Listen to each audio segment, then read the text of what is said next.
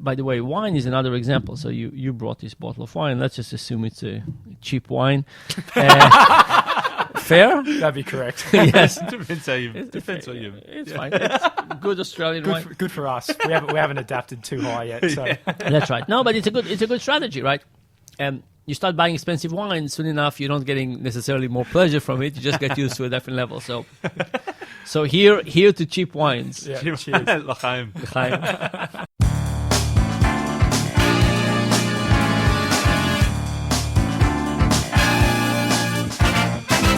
Welcome back to What You Will Learn. My name is Adam Ashton. And my name is Adam Jones. We just interviewed Dan Ariely, the absolute legend. Absolute legend, mate. So he's a behavioural economist, which we'll talk about during the show.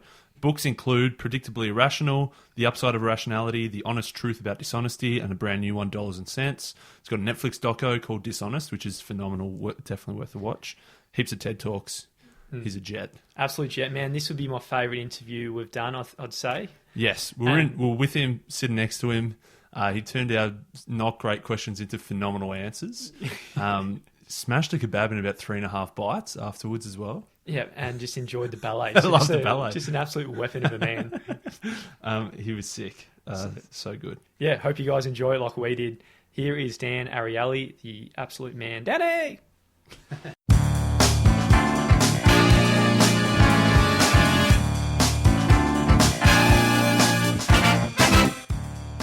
Dan Ariely, where do we start? The author of many books and a brand new one. Where do we start? We're in a beautiful place looking at, what is this, Darling Bay it's called, I think? Darling Harbour. Harbour. Really beautiful. I've been here for a few hours. Yeah. It's kind of amazing. Straight from Mexico giving drunk presentations. No. Yeah. But obviously, books like Predictably Irrational, Upside of Irrationality, The Honest Truth About Dishonesty. How did you get interested in becoming a behavioural economist? So, actually, I didn't think about writing books at all. And my interest was very applied. So, as you know, I was injured when I was relatively young. And when I was in hospital, I saw lots of things I didn't like as a patient. Maybe the first one was the question of how do nurses remove bandages from burn patients. So, imagine you have a choice. And somebody can either rip the bandages off quickly as possible or take them off slowly. Which one do people prefer? And most people say they prefer the quick one. I think women use how they think about waxing their legs as an intuition about what to do. Men think about removing plasters. But it turns out that if you have really deep wounds and if it's going to take an hour to take them, that's not the right approach.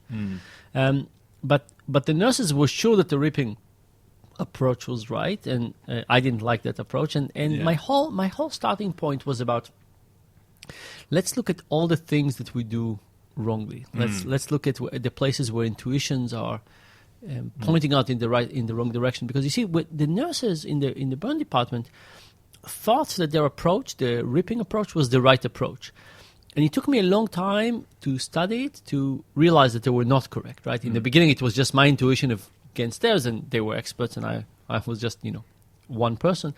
And it turns out that nurses are not the only people that have wrong intuitions. There's lots of cases where we think, let's follow our gut intuition, and this is the right approach to serve ourselves, our clients, our stakeholders, whatever it is, and that's the right approach, but it's wrong. And I am basically concerned with human waste. Yes. I think about waste around the way we waste our time, our money, our health, the environment, hate.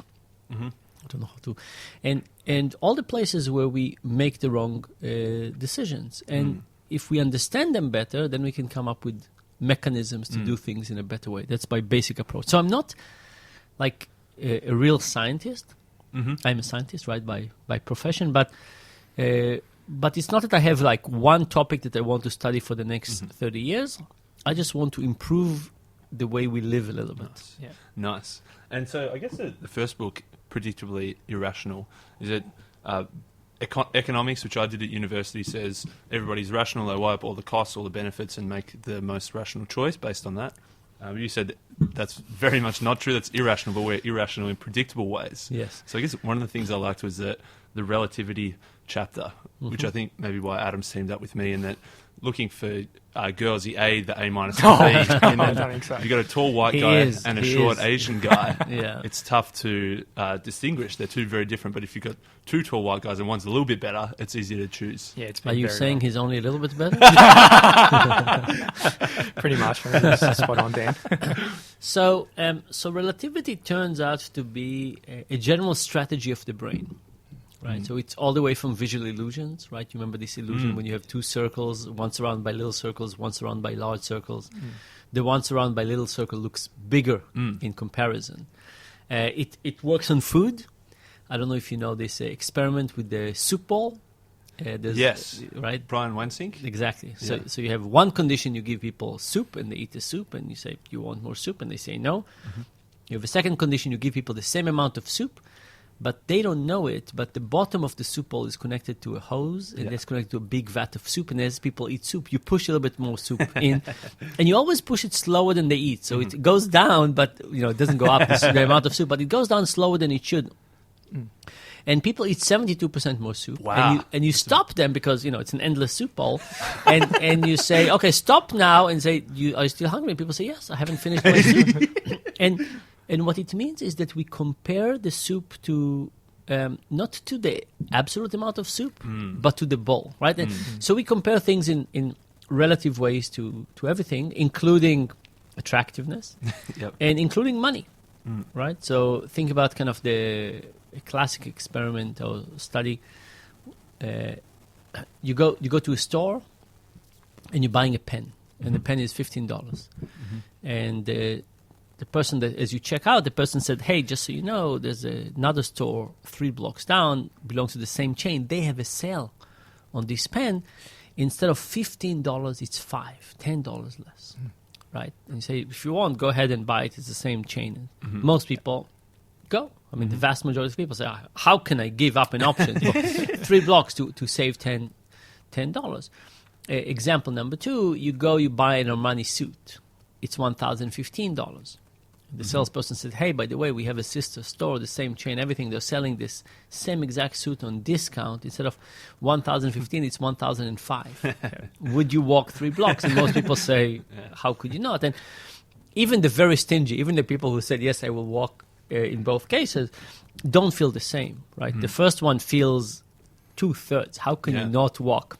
The second one feels like a tiny percentage. Yeah. But the reality is your bank account doesn't care where the $10 come from. If it's coming from a $15 pen or it's coming from a $1,015 suit, $10 is $10. Yeah. But we think in relative ways. And actually it's a general strategy that the brain uses. Not always rational, but it's a very general mechanism. Yeah, love it. Nice. Another thing you talk about in one of your books is procrastination, and I think that's something we'd all probably try and eliminate from our lives.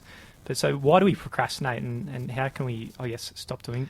Yeah, so procrastination is a general problem about short-term versus long-term. So think to yourself, in the last month, have you eaten more than you think you should? Yes. Yes. Exercise less than you think you should? Yes. Texted while driving? Yes. Yes. Okay. Yes. Not always wash your hands when you left the bathroom? Only if there's no. depends who's watching. Yeah, that's right. It's actually something that people don't do, but really are much more embarrassed. It's much more embarrassing to admit than when you text and drive, right? Even though it's not that dangerous. And you can go on and on, right? Unsafe sex, all kinds of things like that. And the reality is that with everything that has with short-term gratification versus long-term benefit, we don't do it well. And here's a very general example. Imagine I had the best chocolate in the world. And I said, you could have half a box now or a full box in a week. Half now, and I kind of pass it around. So you could see it, you could smell it. Most people say, not worth waiting another week for a full box. I'll take the half box now. Case number 2, I said, what would you rather have? A half a box of chocolate in a year or a full box of chocolate in a year and a week? It's the same question. Is it worthwhile waiting another week for another half a box of chocolate? But now people say, of course it is, right? Because in the future, we're wonderful people. We would exercise, we would diet, we'll take our medication. The future is full of just wonders. we don't get to live in that future, right? We get to have good plans about the future, but in the present, we fail time after time after time. Yep. And it's because the present is tempting us in a very different way. So if I say half a box of chocolate in a year, a full box of chocolate in a year, in a week, none of them has temptation. You're thinking rationally about it. When I say half a box of chocolate now, and you could see it, and you could smell it, emotion basically get invoked. And now giving up something that you feel emotional about is very, very difficult. Yeah. And that's the basic issue with procrastination. In principle, we know what we want to do, but in the short term, we're tempted by all kinds of things, how to use our money, how to use our time, and so on.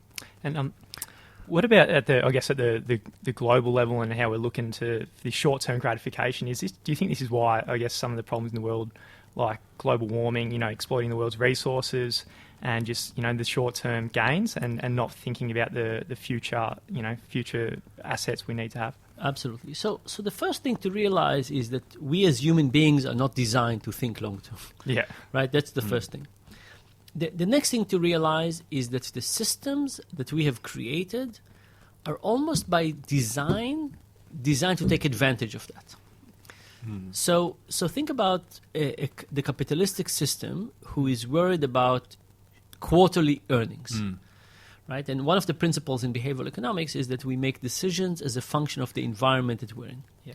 Now, who in your environment cares about your long-term well-being? Other than ourselves, pretty much no one. And even you, Yeah. you didn't. Yeah. But maybe a parent, maybe a significant other. Yeah. I mean, maybe religion. I mean, there's some entities, but mostly every app you have on your phone wants something from you in the short term. Every store wanted to spend something now. So basically, you can have an image of yourself walking around the streets with your time, money, and attention. And everybody wants a piece of you.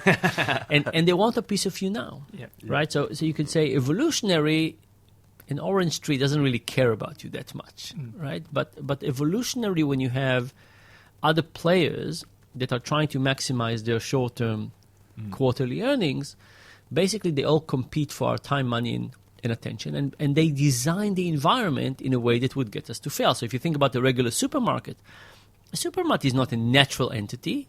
It's designed to get you to walk in there, and then once you're in there, to spend as much money as possible. A restaurant is not just something that happens. They are basically designing the menu, the language of the waiters. Lots of things to get you to basically spend more money. So, and imagine that you're a company and you have two ways to convince people to buy from you.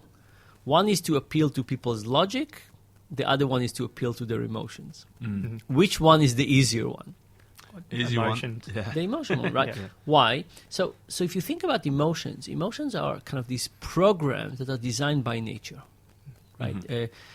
You walk at the end of the jungle 10,000 years ago, you see a shadow of a tiger, nature wants you to run away. You don't want to take out an Excel spreadsheet and start calculating the cost and benefit, should I stay? No, run.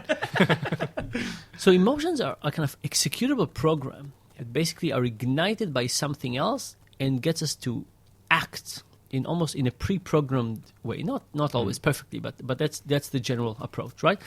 So you see something you want to eat, you see something you want to procreate, whatever it is, attracted or run or get close, and it's a really good way to create craving. So if you think about in this route, I had some potato chips here. If you think about potato chips, we are designing potato chips to get people to eat one, and then to have a combination of salt and sugar to get you to eat another one. So A, we're not designed to think about long term, and B, the environment that we have created is getting the worst of us. There was a really sad study that asked the question. This was in the U.S.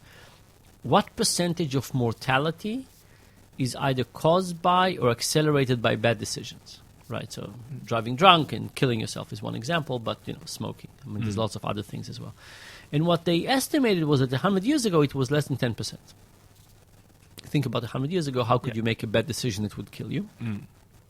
And now, or at least a few years ago, it was 44%. What happened? It's not that we got more stupid, but we designed lots of technologies that kill us, Yeah. right? Obesity, diabetes, texting while driving, smoking, all of those things. And you could say some of those technologies are amazing. Like if you think about the donut, right? The donut is a way to pack tremendous amount of sugar and fat in a very, very small container. If you could only give a little bit of it to kids in Africa, that would be amazing. Yeah. But of course, that's not what we use it. We give big amounts to people who don't really need them. So one of the questions I think we need to ask ourselves, and is so central to behavioral economics, is what environments do we build? And here there's a really interesting distinction between physical environments and mental environments. So if you think about this room, we have sofas, we have cushions, we have air conditioning. I mean, we design lots of things to make it easy for us, right? You came on an elevator. I mean, we all came on. There's lots of things that we design to overcome our physical limitations. Like, if we were Superman, right, none of this would be needed, right? The temperature wouldn't matter, the window here, we don't need sofas, right? We could just sit in the air. But we design all of those things to make our physical environment more comfortable, because we see how if it's not comfortable, it would not work out. What about the mental world, right? What are we designing to help ourselves perform better in the mental world? And the answer is not that much. Yeah. I love it. So is there a way, we talked about procrastination, that whether that's eating more to satisfy our cravings now rather than wait, knowing that if we don't eat this, maybe in 10 years we're going to be fit and sexy, or same with exercising, or same with saving money, that rather than spending money now, we can save it for the future and buy, I don't know, something else in the future. Is there a way to combat that? And as you say, build these mental models that try and, even though you said that everybody has these limitations of taking that instant gratification, is it possible? Do we have hope? It is possible, but it's about designing better systems. So, one of the challenges with behavioral economics is how do we think about free will? And so imagine I came to your house every morning with a tray of fresh donuts and croissants. How healthy would you be at the end of that year? Not very Less. healthy. Much less healthy, right? Much less. But so once I show up with this tray, you would be less healthy. But we don't have to design the world like this, right? So human free will is not in our ability to resist temptation when it shows up. It's about designing systems that don't tempt us. So, for example, in Australia, my understanding is that you have a retirement savings where people take 9% of your salary and put it in savings. Yep. That's an amazing thing, right? You could say... We wouldn't do it otherwise. Yeah, that's right. So it's about...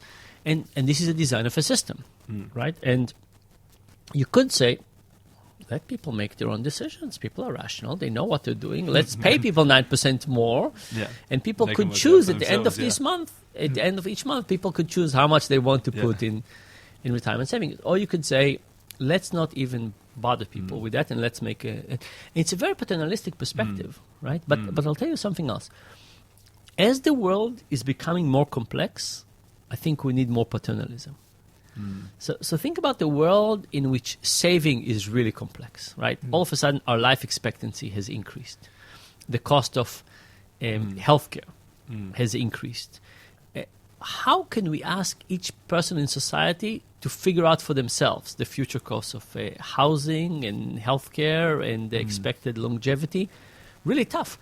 And it's not just health that is money becoming more complex. Health is becoming more complex, and education is becoming more complex. I don't know how it is here, but our son just went to high school. My wife spent, I don't know, maybe 1,000 hours trying to figure out high school. Right school. Yeah. Here, do you have a choice between high schools? Yeah, definitely. So when I grew up in Israel. There was just one high school. The amount of effort you had to choose which high school you go to was zero. It was just as it. This is where you go. All of a sudden, there are 17 different high schools, all with different varying level of complexities, and to figure out which one it is. So as the world is becoming more complex with health, money, education, everything, all of a sudden we need to really spend a lot of time on this work, and I think it's just not fair. So think about Homer Simpson, right? Yes. And imagine we designed the world for Homer Simpson, right? How much decisions do we want to give Homer Simpson in terms of not controlling the nuclear power plant? That's for sure. Not much, and I don't mean it because I think people are stupid. I really don't think so. But I mean it because people are busy. People have their own lives, and they have their own jobs, and they have bills and kids and family and all kinds of issues. And I think we should realize that for some of the decisions that people just don't have time.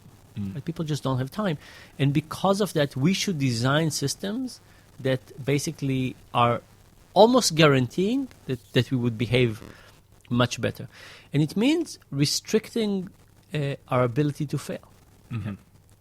As you say, that I was just looking for the quote from Predictably Irrational I took down. Thinking is difficult and sometimes unpleasant, and that's why we have all these shortcuts with the relativity or the herding or the self-herding, all these shortcuts. And as you say, that as the world gets more complex and there's more decisions, more choices to make, possibly there's more reasons we're going to be looking for shortcuts and therefore make the wrong decisions. And is that sort of why we need that more rules, more paternalism, and and that's sort of, as you say, that's sort of where we're heading, where there's just more and more technology and everything's changing, that there's more and more choices that need to be made and more distractions on us. Yeah, and it's good to kind of separate paternalism from rules. And rules are actually also very helpful.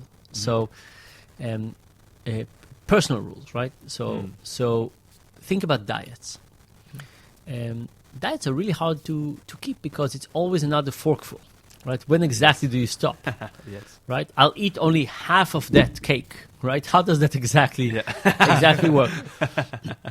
But in diets, it's helpful if you have a very strict rule. Like if you say no bread or no dessert or no something.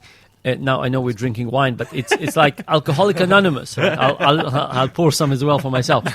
But I'm sure. I mean, this is Australia. I'm sure you have Alcoholic Anonymous here. Oh yes. I've never been, but right. So Alcoholic Anonymous, think about them. They create a very strict rule. They say no drinking whatsoever.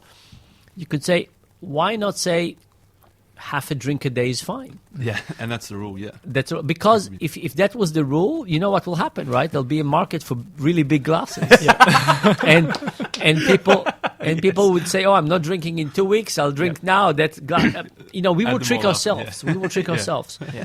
So rules are helpful because we know at each point where we are. There's no ambiguity. Just when there is ambiguity, we betray ourselves, right? When there is ambiguity. So creating rules, very healthy way to push us toward making better decisions. Something I've struggled with a long time, Dan, is coffee. I was, for about 2 years, I'd get up to 6 coffees a day, and then I'd say, no, I'm going to have one. I'm going to stay at 1, and then I kept rationalising to myself 2, 3, and then I kept, going back up to 6. And just 2 weeks ago, I quit coffee for good. Made the rule, and I think it's the only way to do it. Yeah. So no coffee at all is the easiest rule. Yeah. Right. It's the easiest rule, and of course, one coffee tempts you to get the next one. Now you might be able to keep another rule, right? So you could say, I only have coffee when I'm home. Right, so this will kind of guarantee that you have one before you go to the office. But all of those rules are more complex than the one that says no coffee whatsoever. Yeah. So, is there any other rules to help motivate us, or anything like that you think might be very useful for some of our listeners? So I don't know what's your demographic and challenges and so on. But if we go back to procrastination. One of the challenges of procrastination is things like Facebook and YouTube and Twitter that basically tempts you to... The Facebook is not trying to optimize your long-term productivity. 100%. No. So now the question is, what can you do? So one thing to do is just turn off notifications, right? So mostly... I on my phone, I basically put it on do not disturb mode, which means I don't get phone calls, I don't get nothing, anything, awesome. Right? Yep. Now that's very extreme, right? And it's a little bit arrogant to say, you want to get to me, you'll get to my answering machine. You never get to interrupt me. Yeah. And it's kind of an arrogant perspective, but I think it's my time. Right? And the odds that when you want to reach me with whatever, email, text, it's the right time for me is very, very low. Yeah. Right. So, but of course, it means I'll get back to you. Yeah. Yeah, exactly. When it's on for us. When it's good for, Yeah. but that's an important one step. So I'm not recommending do it completely, but control your notifications, right? And I think here I'll ask you, use what? Email, text, tweet, app, WhatsApp, all of those things. Yeah. How often do you check your email? For me, too often. But how often? Like once every hour? Yeah, I'd say that, maybe even more frequently. So let's say once every hour, right? How many emails? So every hour you go, right? It doesn't need to push. You go there, right? Yes. Yeah. How many emails you get? What percentage of the email you get? You would miss something if you checked it on a less than an hourly basis. Probably 10%. 10%. That high? I reckon that's high. Yeah. Yeah. You think that 10% you need to respond Within an hour. before an hour? Oh no. Like 1%. Probably less, right? Probably If less, we now we can do a simple exercise and look at your email and say how many of those emails, if you didn't check it more than frequently in an hour, something would go wrong. Oh yeah. Right? It's very, very close to zero. Yeah. And we could do the same thing about all the other things. So if you go and check email every hour, and every hour is basically good, Yeah. there should be no notification. No crises, yeah. And the same thing is true for everything else, right? Because once you check one, there's a good chance you'll check another, and so on. So I think one simple advice is don't let the devices control you. And by the way, the studies on notifications are frightening, as you probably know. When we switch tasks, let's say you're writing something, and you switch to Facebook, and you switch back, you're not truly back for 15 minutes after you're back, right? Yeah. It takes because your brain is kind of still processing a little bit of Facebook. You're not still in growth. So task switching is not something we do well. So notifications are very expensive. There was a beautiful study that showed that you take undergrads and you pay them to solve math problems, and then you ask them to put their phone on the side. And from time to time, you call them or text them. And you see their performance on the math goes down. Not just the moment there's the text, it takes a while for them to go back up. Oh, wow. Right? So you keep on thinking, oh, what is this amazing text? It's probably... Yeah. Oh, so they didn't check it. They just heard the notification. Oh, yeah, that's right. Exactly. And were thinking, what is it? Oh, wow. That's right. Crazy. Imagine I told you right now, your phone just texted, right? You start thinking, like, who could that be? It must be exciting, right? Yeah. You know the notion of random reinforcement, right? So B.F. Skinner showed random reinforcement. He showed that when you take a rat and every 100 times you give them a pellet of food, that's exciting. But if it's a random number between 1 and 200, then the rat keeps on checking much, much faster and doesn't stop even when the reward goes away. And I think that's what most social media and email is, right? It's random reinforcement. It's mostly uninteresting, but from time to time, it's really exciting, and that keeps us going. So that's one thing, is control your notification. Yeah. I used to do a more extreme strategy. I used to have two computers actually in my office. One had nothing but work, and one had other things. Yeah, nice. And that made the switching from one to another much more clear, because one of the issues is right now, it's all in one place, right? It's the same as like having a phone that does both Waze for driving and texting. You put it onto one, like I wish we had navigation that wasn't in our phone, right? I think we could have, under those conditions, we could have learned not to touch our phones when we drive. But when you put your phone into drive and you start getting tempted to do it, it's really easy to do more. So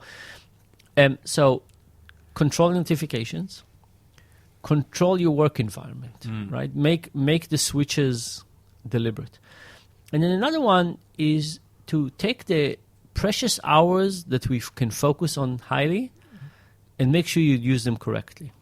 So how many hours a day when you work do you think you're actually productive? Like, imagine I took your whole work day. Yeah. I said, how many minutes are you truly productive? What do you think it is? I'd say for me, 60 minutes.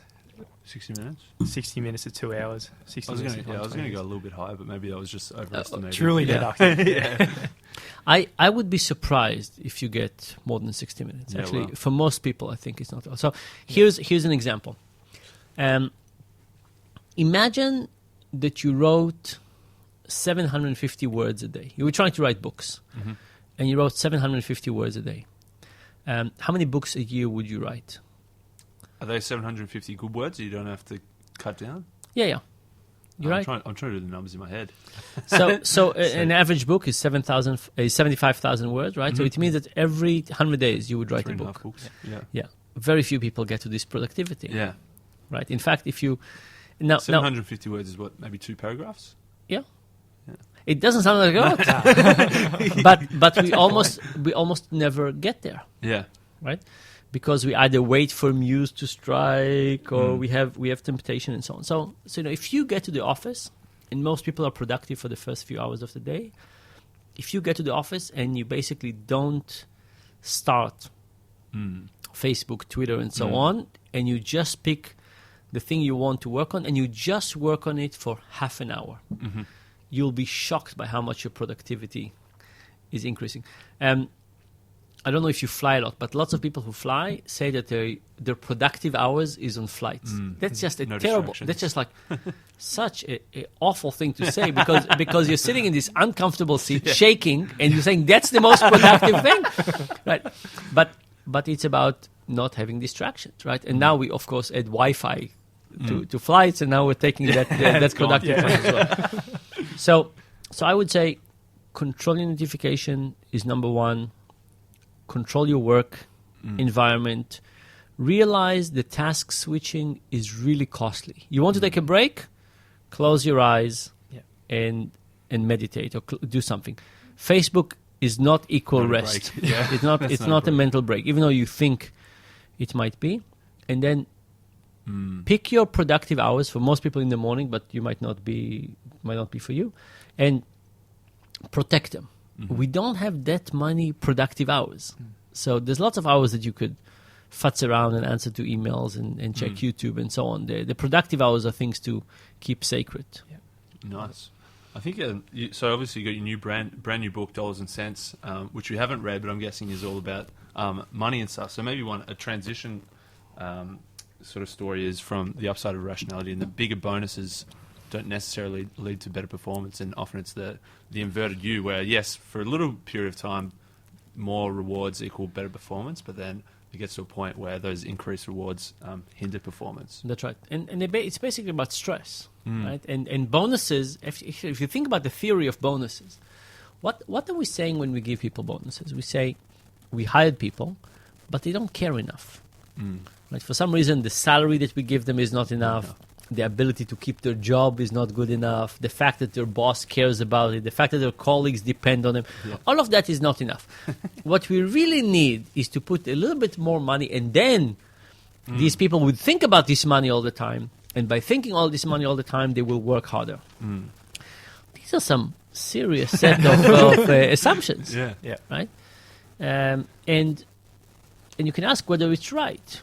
So in what kind of jobs would you like people to take 20% of their mental activity and think about bonuses instead of thinking about their job? Yeah, exactly. Right? So you could say maybe it's good for jobs that require no mental capacity. But imagine you're going to a delicate brain surgery. And just before you go into surgery, you get a chance to chat with the physician, who's the surgeon, and you get a chance to tell them, hey, if you do a really good job, I'll give you $100,000. And if you do a bad job, I already hired a hitman that is waiting for you outside of the operating room. And how good will that surgery go? It's a fair bit of pressure. That's for sure. Right? Yeah. It's a lot of pressure. And now, under what condition do we want to create pressure? Mostly we actually want to create what's called a state of flow, where people are fully engaged and thinking and creative and so on.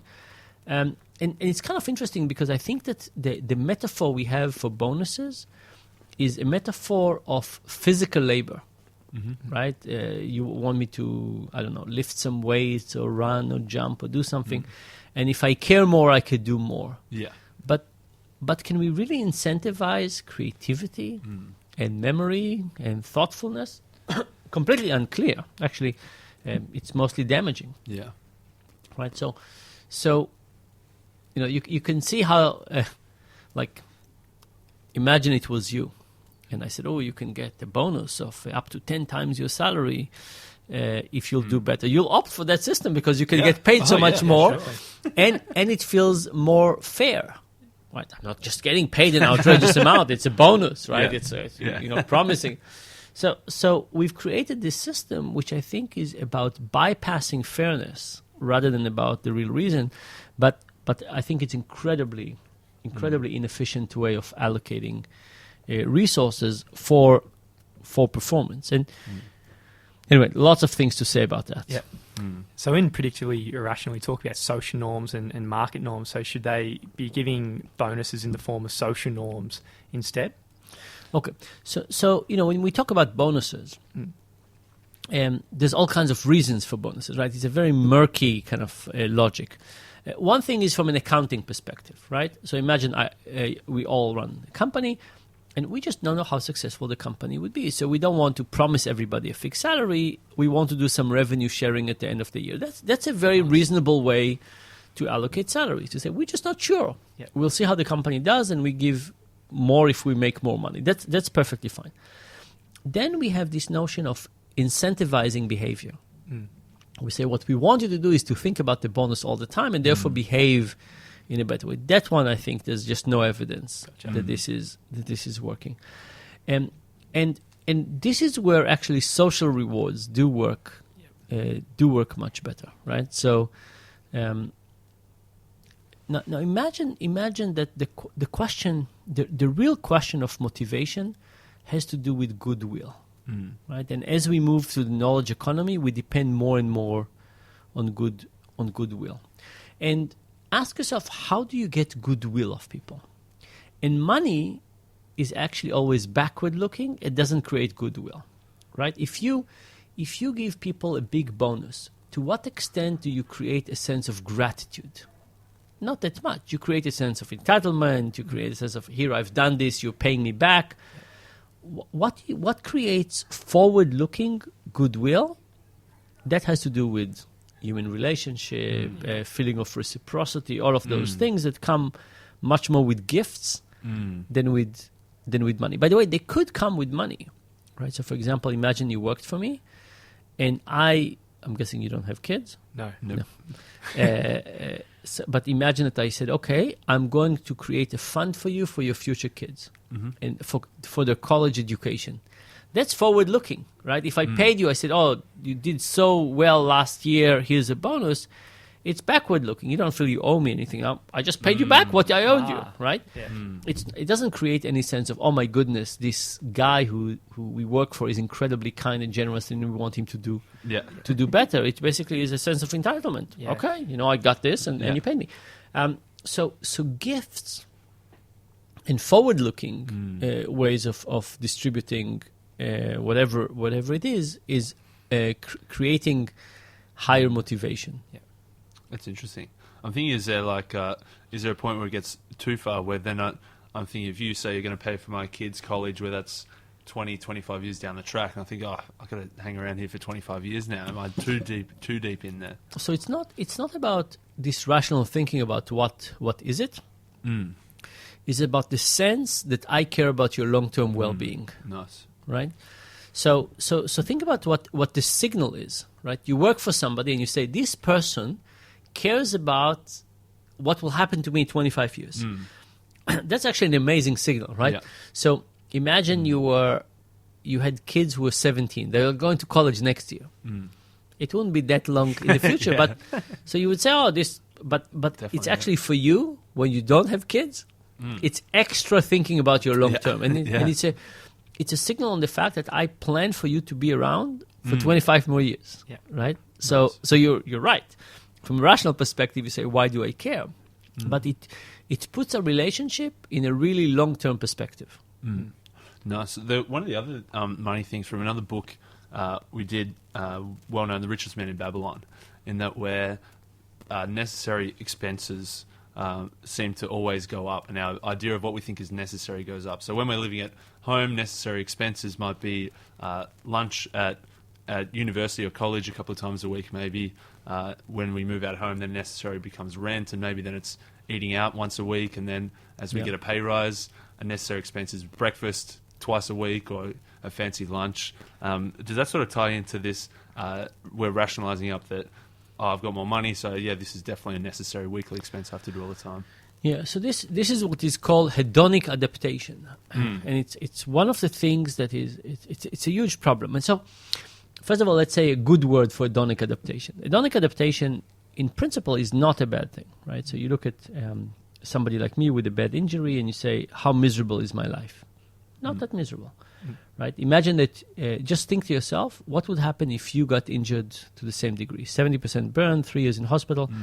How miserable do you think you'll be? People say, I'll be really miserable for a really long time. And I was indeed very miserable for a relatively long time, but then things got much better. We get used to stuff, right? Even though I have pain on a daily basis, I have limitation on a daily basis. Nevertheless, I got used to it. Yeah. The same thing happens with good things, right? When good things happen to us, we say, I'll really be happy and I'll be happy for a long time, but we don't. We get happy for a short term, and then we get used to it. And one of the tricks of life is to figure out hedonic adaptation, right? So one thing, for example, is to make decisions between experiences and stuff. So imagine you're debating between buying a sofa and a scuba diving trip. You say, if I buy a new sofa, I'll have the sofa for 10 years. If I have a scuba diving trip, it's there for 10 days. You know, how can you compare? 10 years to 10 days. But a scuba diving trip, you have a period of anticipation, right? You probably don't want to go tomorrow. You want to go in 6 months. There's a really nice study that says if you could get a kiss from your favorite movie star, do you want it tomorrow or in a few weeks? People say in a few weeks, right? At the end of the day, it will be a kiss. But if you get to fantasize about it in a few weeks, that's a good thing. So you have anticipation. Then you have the scuba trip, which is 10 days. But then you have your whole life to think back about this. You've acquired a new skill. You have memories and so on. So what happens with the sofa is you get it and you get used to it, right? Whereas for a scuba diving trip, you don't get used to the same degree. So one trick is to basically fight hedonic adaptation by buying experiences rather than stuff. The second thing is to change your spending slowly. So imagine that you are college students and you graduate and you get a real job. And now you can get a new TV and a new sofa and a new apartment and. How should you space it? The right answer is probably get one thing every 6 months, right? And that will be a much better approach. So, or here's another example. I fly an awful lot. I mostly fly, not coach. And now, some flights are long. Like I flew here it's a long from way. Mexico to Texas was quite a few hours, and then from Texas to here was I think 16, 17 hours. That's a long flight. But imagine that you fly not terribly long distances. You fly coach or not coach, coach or business. At some point, flying business, you just get used to it, right? You're paying much more, but it doesn't give you much joy. So, and then if you one day move to coach, for whatever reason, you feel like the world is unjust for some reason. This is terrible, and so we do. I think. By the way, wine is another example. So you brought this bottle of wine. Let's just assume it's a cheap wine. Fair? That'd be correct. Yes. Depends what you. It's fine. It's good Australian wine. Good for us. We haven't adapted too high yet. So. That's right. No, but it's a good strategy, right? You start buying expensive wine, soon enough you're not getting necessarily more pleasure from it. You just get used to a different level. So here to cheap wines. Yeah, cheers. L'chaim. Phenomenal. As we wrap it up now, Dan, is there any books that you recommend or have been influential on your life? A lot. So on the non-research side, my three favorite writers are probably Jerome K. Jerome. Have you read Three Men in a Boat? Nope.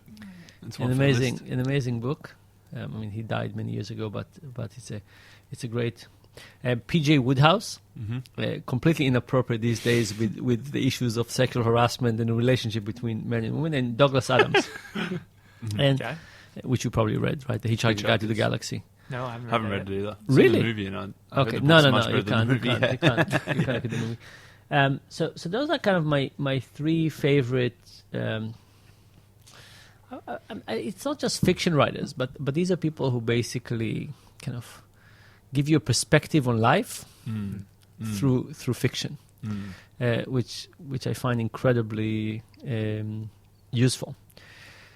Then getting closer to research, I would say Viktor Frankl, the Holocaust survivor, wrote quite a lot about meaning, right? And I think that the Holocaust is kind of an amazing lens. I mean, there's lots of things to say about the Holocaust, but it's an amazing lens to think about how were people able under those conditions to find purpose in life, and some were right in these incredible conditions, and I think it's a kind of that's incredible perspective on a lens. And I think sometimes research is like a magnifying glass to look at something with extra power. And I think the Holocaust, I mean, there's lots of terrible things, but gives you this incredible perspective. And then if I think about kind of the third category, just kind of modern social science, one of the books I really love is called The Invisible Gorilla. You must have seen the videos, but the book is also fantastic. There's a lot of interesting things on kind of the perceptual part. So it's a book I really love. And there's another book I like called Why Smart People Make Stupid Money Mistakes, which is also a great book. So nice. That's my list for. That's a good list. We only tick off one. In search for many we can tick off, but the rest are on the to read pile. One other thing was the Danny Kahneman 2002 Nobel Prize and Richard Thaler just the 2017 Nobel Prize. Yeah. We read Thinking Fast and Slow, not Nudge yet. Did you read the whole book? Yeah. Okay. What does that mean? It's a long book. It's a long, a little difficult book. I must say that the books where it's this was our study we did and blah blah blah, and then this was the learnings. Thinking Fast and Slow had a lot of behind the scenes stuff that maybe wasn't so necessary. I feel like Predictably Irrational and all of your books did it much more gracefully in a way that was certainly enjoyable and got to the point in a very nice way. But yeah, so I guess obviously Richard Thaler just won the Nobel Prize recently. So is this sort of field or this idea of behavioural economics sort of becoming more in the social consciousness? I think so. So I think we had. This is terrible to say, but Australia was not touched by the 2007-2008 financial crisis. The rest of the world was, right? You were isolated in some magical way. Keep blowing up the bubble. Yes. And so I think it was a really important time for behavioral economics because up to that point you would say, people are irrational here and there, but people say, yes, but in the stock market, where it really counts, everybody will be perfectly rational. And here we saw that people were not. And I don't think we convinced many people who are, doing finance or standard economist in Chicago, but I think public opinion has really shifted, right? To basically say there was such a glaring problem that almost nobody saw, right? The people who saw it were very, very few.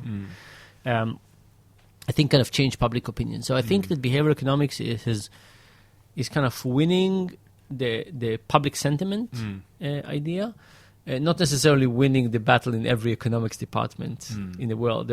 Economics is a religion, right? Every time you have something you call a science that starts with very strong assumptions that you're not willing to question, it's not a science.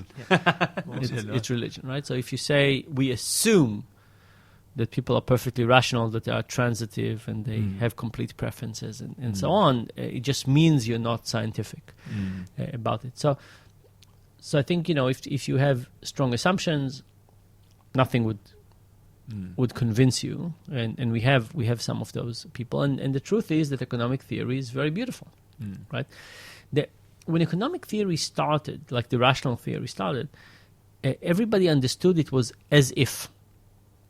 It was basically, let's assume that people are perfectly rational and let's see where it could take us. And that's a great exercise to do, right? We could say, let's assume everybody cares about the future, and let's see what system would be like. Have you ever played Cement or SimCity or one of those things? Right? You could say, let's assume that people actually loved each other. What would it be? If people, it's nice games to play. What if? But then the mathematical appeal of it became so powerful that people stopped saying it's a what if. They say, oh, it's real. In the beginning it was what if, that then became to it's true. And that, I think, is the real problem with economics. And the other thing is, economics is both a descriptive theory and a prescriptive theory. Right? It's descriptive in the sense this says here's how people behave, much like sociology, psychology, and so on. And it's prescriptive in the sense that it says, and here's how you should behave. Yeah. And that's where economics, I think, is way, way too arrogant. Right? Where what my hope is that behavioral economics would become kind of just empirical investigation of how we should lead our lives. Right? So you say, how should we do policy for global warming? We have a few candidates. Let's look at what sociology has to say, psychology, economics, all of those, and let's experiment. Let's not be as arrogant to say we know all the answer. Let's just experiment and try it out. We want to create schools. Let's come different theories, and let's try it out. And I think my hope is that behavioral economics would not be about attacking economics. It will be about applied social science. Right? Social science is the basic building blocks for designing society. Let's be not dogmatic, not arrogant, admit that we might be wrong, and experimental. I love it. That was probably my hesitation at uni. Oh, let's assume there's two islands. One makes rice and one makes bananas, and they only trade with each other. Yes. It was very restrictive. We could talk for hours. We've got 4 pages here. I think we got through about 3 dot points. But I guess where can people find you? We watched a phenomenal Netflix doco the other night. Wow, thank you. Is a good place to start. That was amazing. Yeah. Where else? I can't take credit for that. It was the director and producer who is so amazing. So I have a website, just my name, Dan Ariely, DANARIELY.com. The documentary is available on Netflix. Dishonesty, The Truth About Lies. And I think also it's very good. We also have a website for the Dishonesty project that includes more material. And we even we created a confession booth where people could come and confess, and we have some of those videos. By the way, it's amazing. The kind of things people confess. I'll tell you after we finish this about some of those things. Yeah. I love it. Phenomenal. Well, thanks so much. Thank you. Thank you, Dan. Pleasure. Hey guys, Adam and Adam here, just reminding you of our competition we have going on. So you can win every single book that we read and review this season. So some absolute juggernauts. 3 potential ways that you can win. Yep, so the first thing you can do is leave us a review on iTunes. The second is to fill out our survey at whatyouwilllearn.com/survey. And number 3, just buy a book and send us an email of just showing that you bought a book. Yep, so we love books. Hope you do too. You can win all these books for either yourself or to give away to people and change a few lives. Basically, you can enter once or you can enter 3 times. Yep, get stuck in.